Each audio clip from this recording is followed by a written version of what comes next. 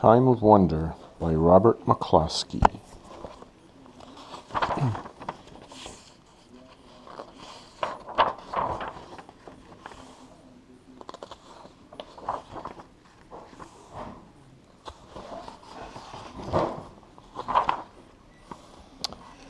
Out on the islands that poke their rocky shores above the waters of Penobscot Bay, you can watch the time of the world go by, from minute to minute, hour to hour, from day to day, season to season. You can watch a cloud peep over the Camden Hills, 30 miles away across the bay. See it slowly grow and grow as it comes nearer and nearer. See it darken the hills with its shadow, and then see it darken one after the other.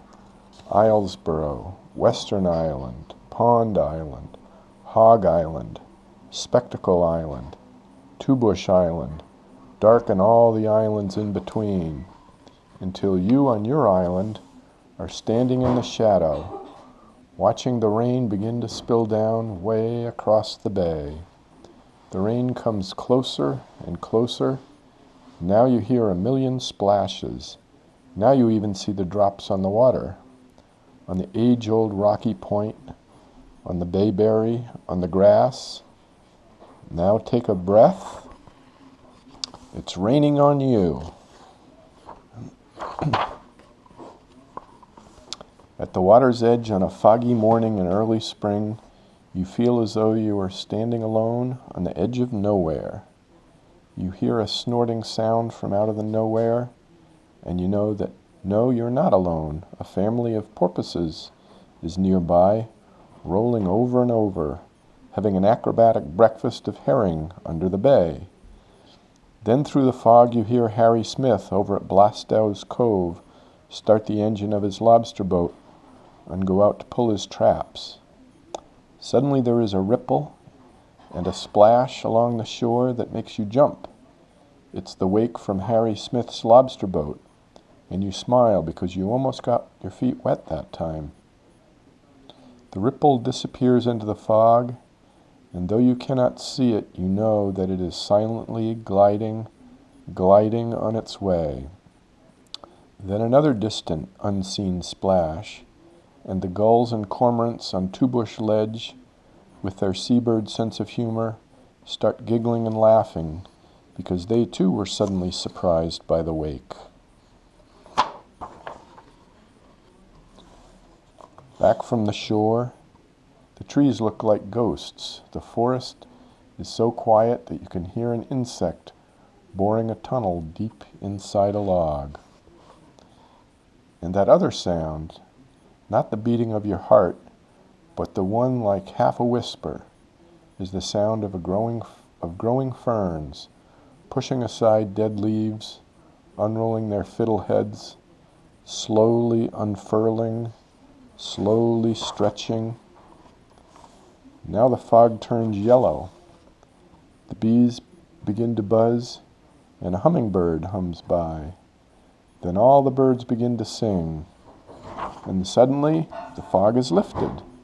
And suddenly you find that you are singing too, with the blue water sparkling all around, with the blue water sparkling all around. At the height of the summer season, the bay is spotted with boats, with racing sailboats, with cruising schooners, with busy fishing boats, and with buzzing outboards. In the afternoon you sail among the islands, pushed by gentle breezes. You sail close by Swain's Cove ledges, where a mother seal is nursing her baby. And then at sunset, with porpoises puffing and playing around your boat, you come about and set a course for the island that is home.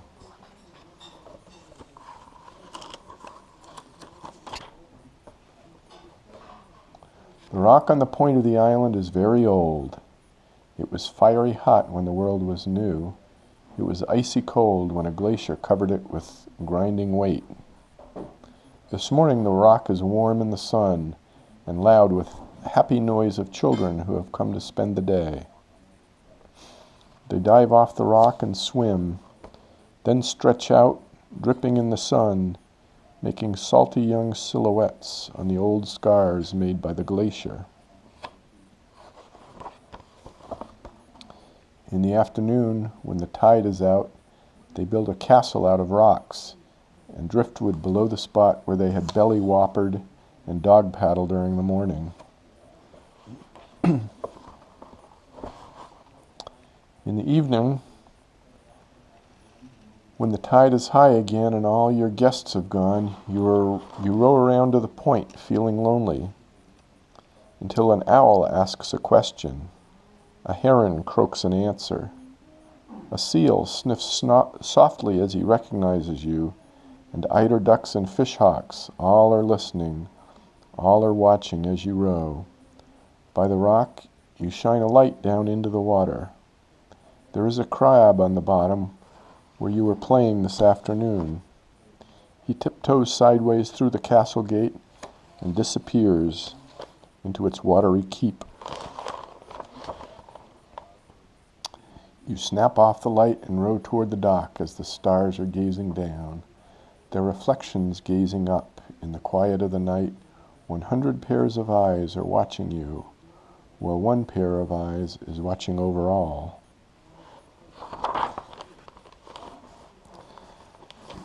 As the days grow shorter and shorter, there are fewer and fewer boats on the bay, until at last only the fishing boats are left. The wind blows brisk from the northwest, rustling the birch leaves. The ferns change from green to yellow to brown. The robins are gone from the lawn and the garden. The swallows have flown from their nests in the boathouse. To take their places, migrating birds from the north stop off to rest on the way south.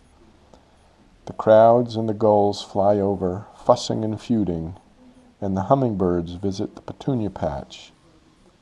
Mr. Billing flies over, looking for schools of herring. When he sees you waving on the beach, he dips the seaplane's wings in greeting.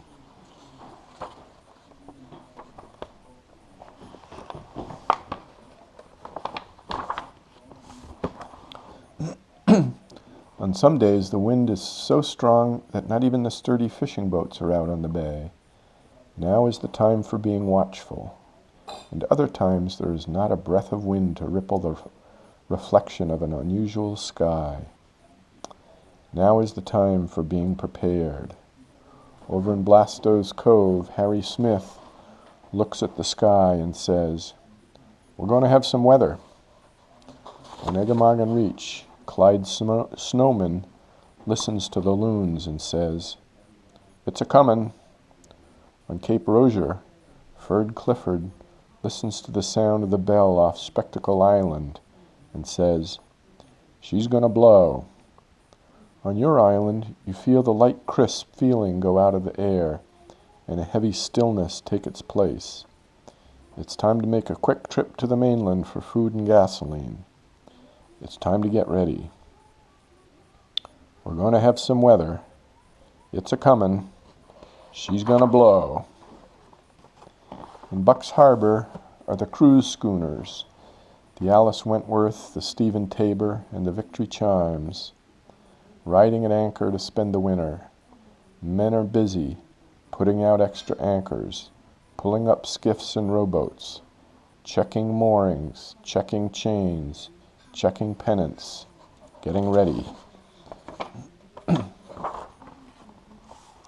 Take aboard groceries, take aboard gasoline. All of the talk is of 100-pound anchors, 2-inch rope, 1-inch chain, and will it hold? And the weather, and when? Mr. Gray strokes his chin and says, "With the next shift of the tide." Hurry for home, for there's much to be done before the tide is too low. The ledges behind Pumpkin Island are covered with gulls, all sitting solemnly faced in the same direction. There's no giggling and cackling as your wake splashes the ledge today. There is no time for seabird sense of humor. We're going to have some weather. It's a-comin'. She's going to blow with the next shift of the tide. Home on the island, you pull in the sailboat, chain the motorboat fast to its mooring, pull the rowboats high off the beach. Mr. Smith hurries by with a boatload of lobster traps that he has been taking up. Over in Swain's Cove, Mr. Billings puts extra lines on the wings of his seaplane. Fishermen put extra lines on herring boats and scalloping boats. At Frankie Day's boatyard up Benjamin River, and at Hal Vaughn's boatyard up Horseshoe Creek, men are working with the tide, pulling up sloops and yawls, ketches and motorboats, shackling chains, tying ropes, making things fast, battening down, getting ready. Stack the groceries on kitchen shelves, bring in wood to build a fire, fill the generator with gas, then take one last careful look while the calm sea pauses at dead low water. A mouse nibbles off one last stalk from the garden and drags it into his mouse hole. A spider scurries across his web and disappears into a knothole. All living things wait while the first surge of the incoming tide ripples past Eagle Island, ripples past Dirigo, past Pickering, past Two Bush Island. The bell buoy off Spectacle Island sways slightly with the ripple, tolling, tolling, tolling the shift of the tide. Gently at first the wind begins to blow. Gently at first the rain begins to fall. Suddenly the wind whips the water into sharp, choppy waves. It tears off the sharp tops and slashes them into ribbons of smoky spray. And the rain comes slamming down. The wind comes in stronger and stronger gusts. A branch snaps from a tree. A gull flies over, flying backward, hoping for a chance to drop into the lee of the island. Out in the channel, a tardy fishing boat wallows in the waves, seeking the shelter of Buck's Harbor. A tree snaps. Above the roar of the hurricane, you see and feel, but you do not hear it fall. A latch gives way. People and papers and Parcheesi games are puffed hair over eyes across the floor, while Father pushes and strains to close and bolt out the storm. Mother reads a story, and the words are spoken and lost in the scream of the wind. You are glad it is a story, and you have often heard before. Then you all sing together, shouting, "Eyes have seen the glory," just as loud as you can shout, with dish towels tucked by door sills just to keep the salt spray out. The moon comes out, making a rainbow in the salt spray, a promise that the storm will soon be over. Now the wind is lessening, singing loud chords in the treetops, lessening. It hums as you go up to bed. And the great swells coming in from the open sea say, "Shh, shh, shh," as they foam over the old rock on the point. Lessening, the wind whispers a lullaby in the spruce branches as you fall asleep in the bright moonlight. The next morning you awaken to an unaccustomed light made by a frosty coating of salt on all the windows. And out of doors in the gentle morning lie reminders of yesterday's hurricane. Fallen and broken trees are everywhere, on the terrace, on the path, blocking your way at every turn. You cannot walk on familiar paths and trails, but you can explore the tops of giant fallen trees and walk on trunks and limbs where no one has ever walked before. Then, seeking out still more places where no one has ever walked before, you explore the jagged holes left by roots of fallen trees. Under an old tree by the house, you discover an Indian shell heap, and poking in the thousands of snow-white clam shells, so old they crumble at a touch, You realize that you are standing on a place where Indian children stood before the coming of white men. Now it is time for one last chore of hauling seaweed from the beach to fertilize the garden. Spreading the seaweed with its iodine smell, you are pleased to see that the storm-flattened sunflowers are once more lifting faces to the sun. And here are the hummingbirds, humming a hymn to the morning, making a final round to the last of the petunias. It is time for hummingbirds to leave the island. It is the end of another summer. It is time for you to leave the island too. Goodbye to clams and mussels and barnacles, to crows and swallows, gulls and owls, to sea urchins, seals and porpoises. It is time to reset the clock from the rise and fall of the tide to the come and go of the school bus. Pack your bag and put in a few treasures, some gull feathers, a few shells, a book of pressed leaves, a piece of quartz that came from a crack in the old rock on the point. And children, don't forget your toothbrushes. Then, all aboard, and around Deer Island, past Birch Island, past Pumpkin Island, and across Eggemoggin Reach for the last time this year. Take a farewell look at the waves and sky. Take a farewell sniff of the salty sea. A little bit sad about the place you were leaving, a little bit glad about the place you were going. It is a time of quiet wonder, for wondering, for instance, where do hummingbirds go in a hurricane?